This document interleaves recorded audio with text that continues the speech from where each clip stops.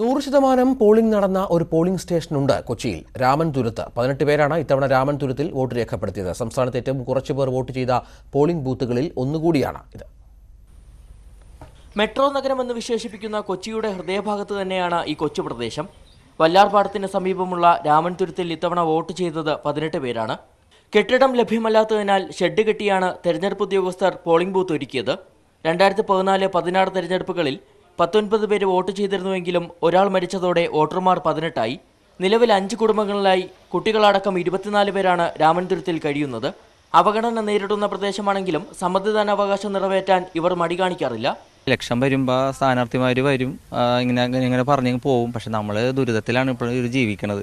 എന്നാലും തെരഞ്ഞെടുപ്പ് വരുമ്പോൾ നമ്മൾ സ്ഥാനാർത്ഥിമാർക്ക് നമ്മൾ വോട്ട് ചെയ്ത് അവരെ വിജയിപ്പിക്കാൻ ഇതാവും. പക്ഷേ വാഗ്ദാനങ്ങൾ ചെയ്യും. ഞങ്ങളുടെ കാര്യങ്ങൾ തീരുമാനങ്ങളൊന്നും ആയിട്ടില്ല. ഇവിടെ ഞങ്ങൾക്ക് പട്ടയം കിട്ടിയിട്ടില്ല.